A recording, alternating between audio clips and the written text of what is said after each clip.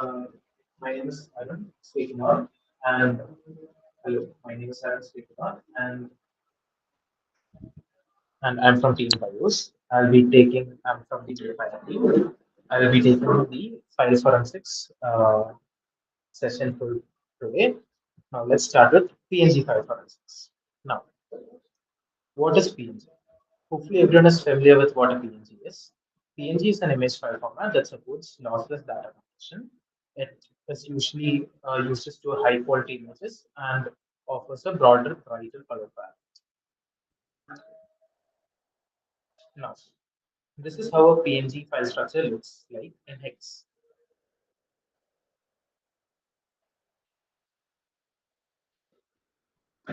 Now, let's come to a PNG header. The first 8 bytes of a PNG is the PNG file signature. Now, you can see that 8954E470D08001A, the same as the example starting, which is 8954E470D081A0. Now, now coming to what are chunks. Chunks are blocks of data, which makes data management much easier. A valid PNG will always contain IHDR, IRAT, IN, and the PNG signature. Now, all chunks will contain a specific structure. Okay. The first 4 bytes of the chunk is the length of the chunk. The next 4 bytes of the chunk is the type of the chunk. Then comes the chunk data, which the size will differ from chunk to chunk. Then at the end, you have the last 4 bytes is the CRC. Now, what is a CRC? Now, CRC or cyclic redundancy check is a mechanism that is used to check if the data is used to ensure data integrity.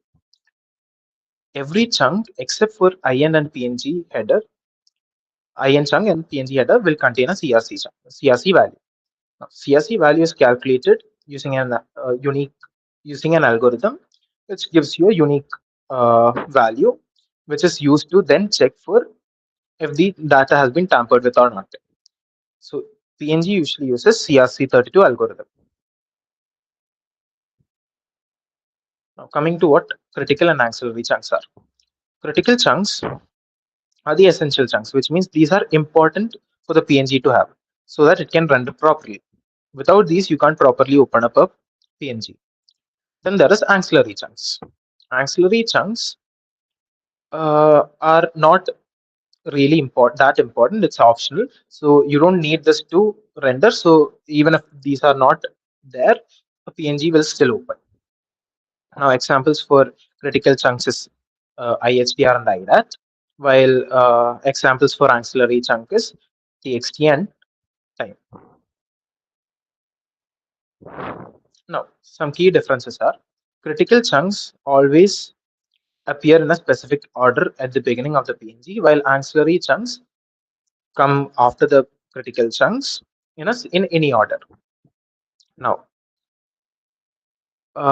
then critical chunks is usually used for rendering, while the auxiliary chunks is optional. Then you have the naming convention. As you can see, IHDR and IDAT are all capitalized, while the auxiliary chunk TXT starts with a lowercase.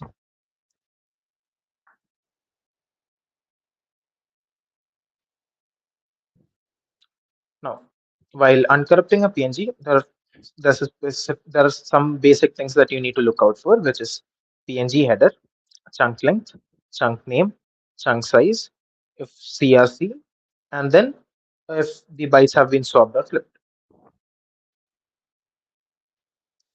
Now, is there any doubt so far? If so, do put it in the chat, and one of us will be contacting you through the chat.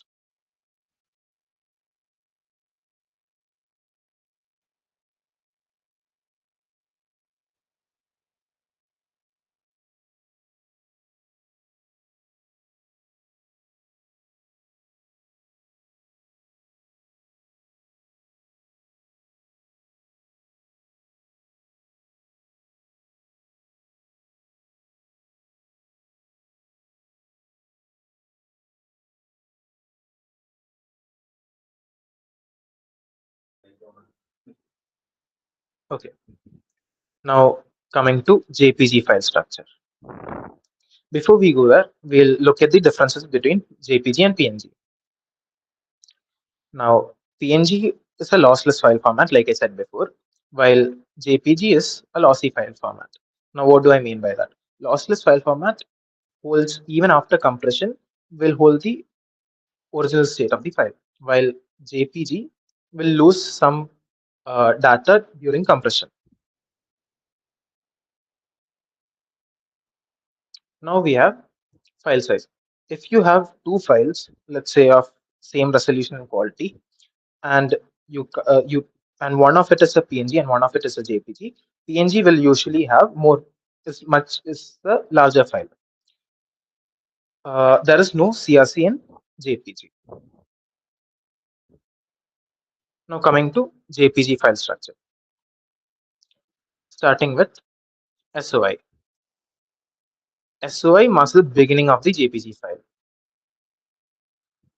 So you can see it starts with FFD8. Okay. Then you have the application specific markers. This usually holds the metadata and thumbnail of the images, which here you can see FFE0. That's how it starts. Then you have DQT and DHT, which is quantization table and Huffman table, which is used for compression and encoding of the compressed data of the image. Now, then you have SOS, which is start of scan. So you can see here start of scan. It starts at FFDA. That is where uh, it marks the beginning of the compressed image data. Then you have EOI, which is the end of the image, which ends with FFD9.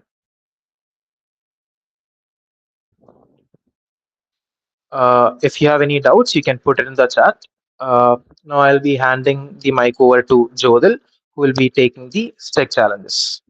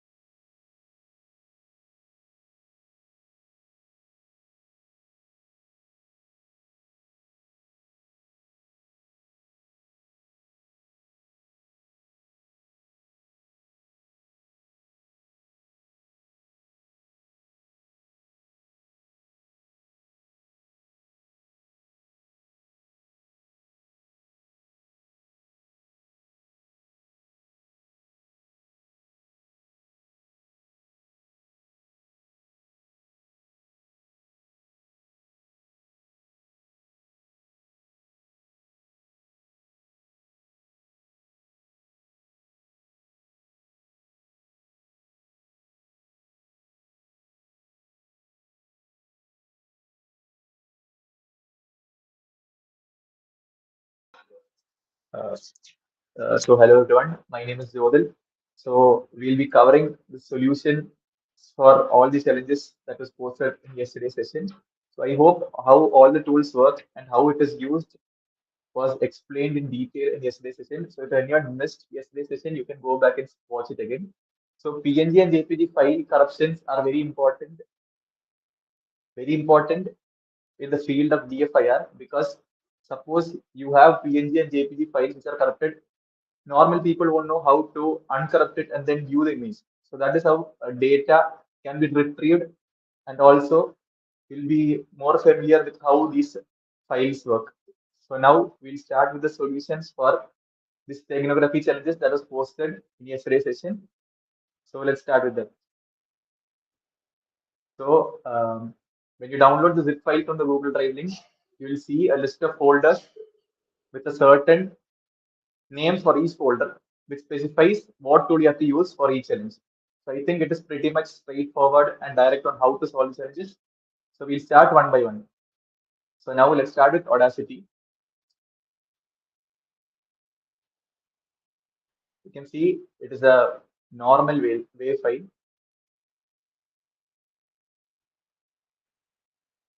And if you try hearing it, it is basically a normal wave file. Now you have something called Audacity. If you're using Linux, you have Audacity. You can download using sudo apt install Audacity. As well as in Mac, you have the executable file as well as in Windows.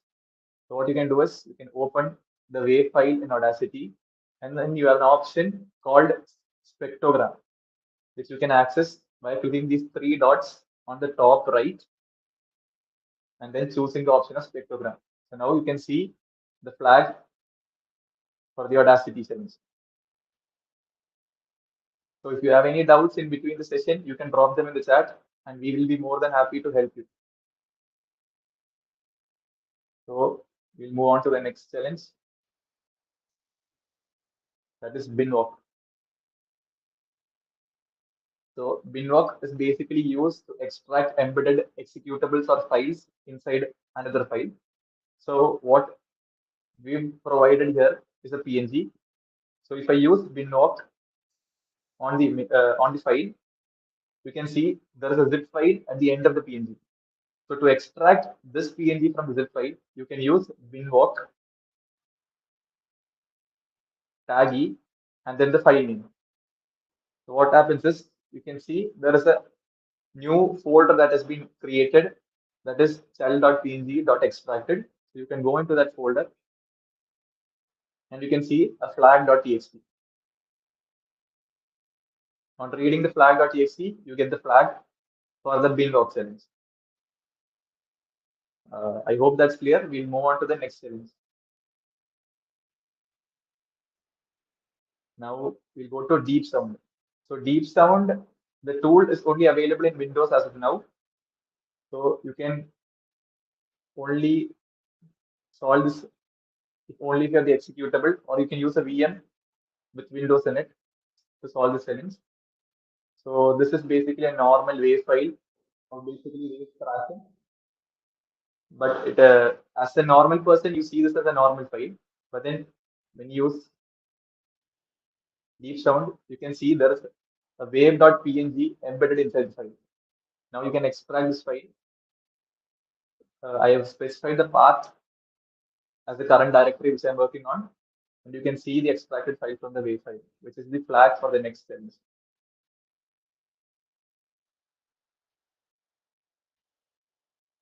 Now we'll move on to the next challenge.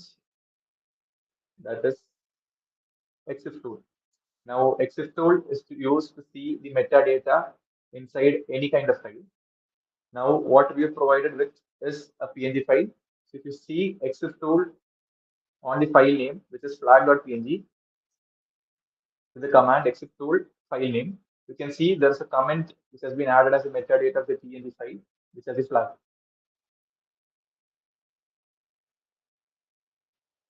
I hope it's clear till now. If you have any doubts, you can put it in the chat box and one of us will be more than happy to help you.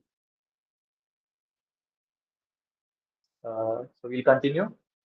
We'll move on to the next challenge. which is fcrack.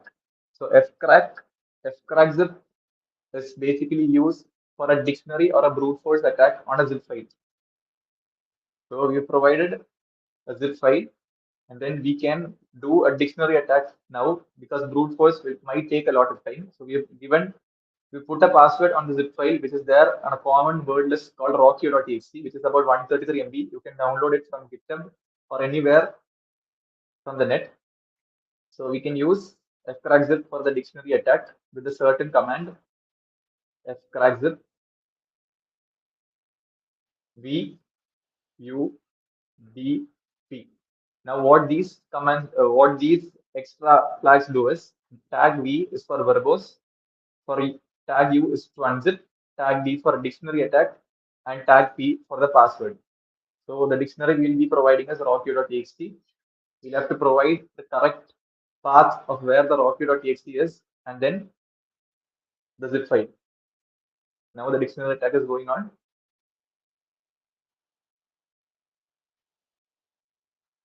We'll have to wait for some moment, and you'll see we found the password for the zip. Now we have the zip file, which is password protected. We'll type in the password here so that we get the flag for the next challenge.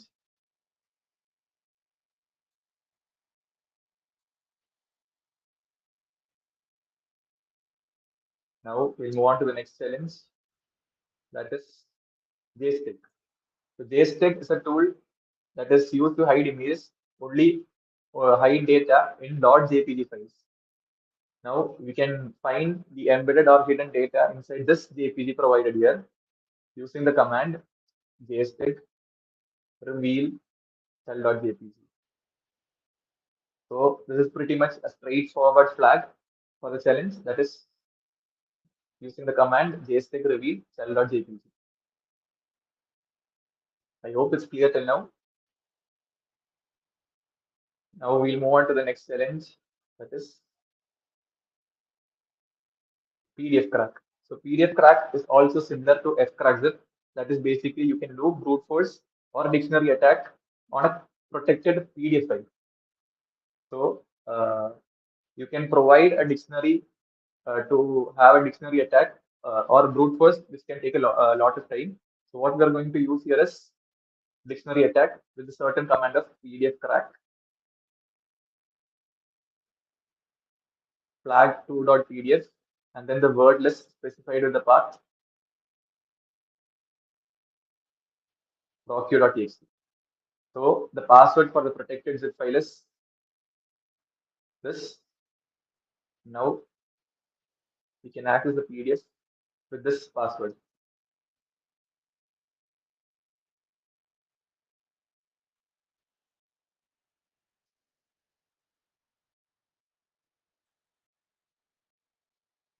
So we have the flag for the next challenge.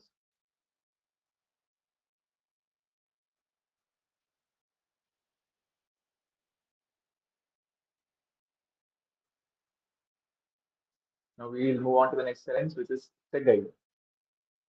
Now step guide is also used to embed or hide data in JPG. What we have provided is a JPG.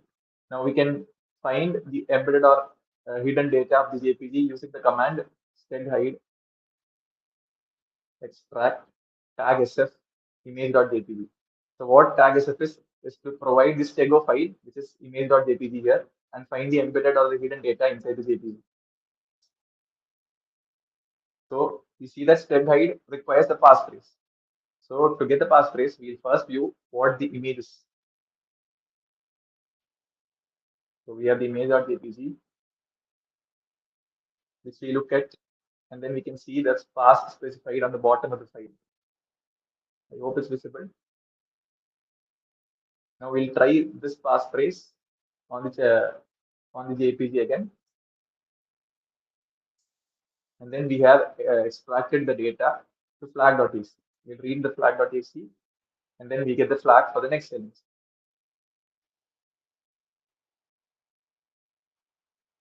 Now StexNow. So StexNow is a tool used for white space steganography. So we have a text file given here. We'll read the text file. We see this is basically a normal text file, and then we can see something different here, that is pass little boy. Now we'll try whitespace technography by extracting the compressed data in the whitespace of this text file to get the flag for the next series. We can do that by using the command text now, tag capital C, tag P, and then the password,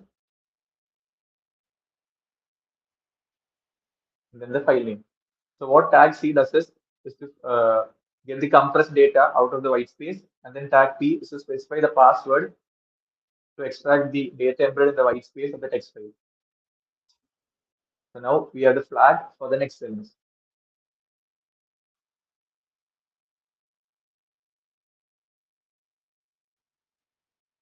Now StexSolve. StexSolve is basically a tool written in Java to analyze different planes of an image. So we provided with a PNG file here. We'll do StexSolve on this using the command java jar, and then the StexSolve.jar file which we have downloaded. So you need Java to run this command and use the tool to access the different planes of the file. And you see that there is a window that has opened up. Now we can open the file here. We can see this is the file. We go through some of the planes, alpha plane,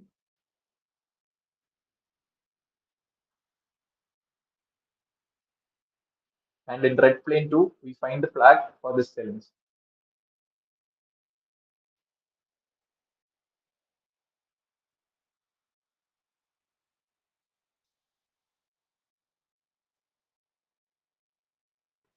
Now we have Z bar.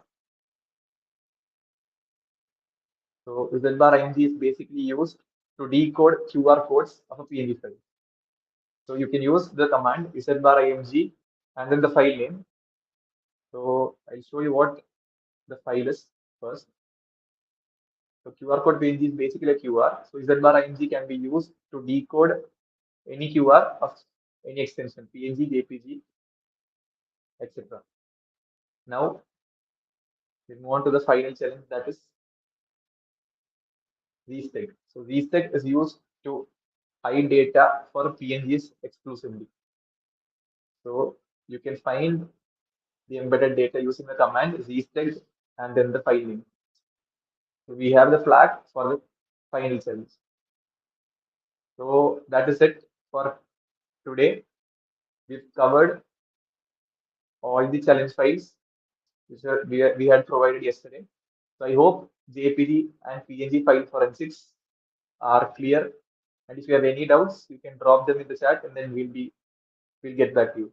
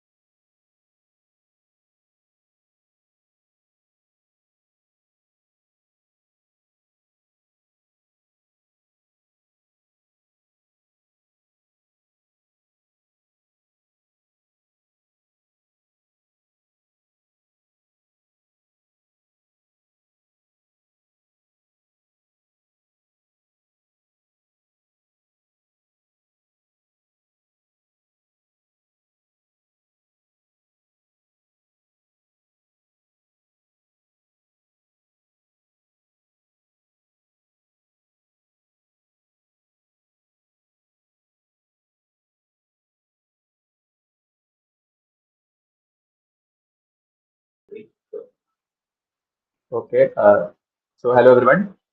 Sorry for the technical difficulties. So, what we've covered till now is basically file forensics, that is JPG and PNG mainly, and then steganography. So, we'll give a brief overview of what DFIR is. So, DFIR basically deals with a wide range of domains. This can include a lot of things like file forensics, network forensics, memory forensics, as well as malware analysis. So since this is just for beginners, we've only covered small topic, which is steganography and most common file signatures, that is JPG and PNG file structure. So when you dig deep into DFIR, it mainly depends on network forensics, memory forensics, and malware analysis as such. So what we cover in network forensics are basically packet captures, analyzing how the data is sent through the network or web, as well as in memory forensics, we work with RAM captures. So what RAM is basically is volatile memory of your system. So we have a capture of that. We go through it. We go through evidences as well as find the tracks, footprints of what has malicious happened in the system.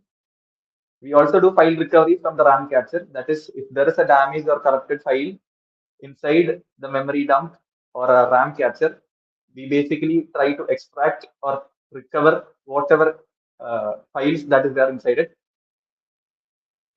So that is basically what we cover in DFIR as such. So thank you. That is all for today's session. So I hope you all like the session. Thank you for your attention. So we'll wind up. Bye bye.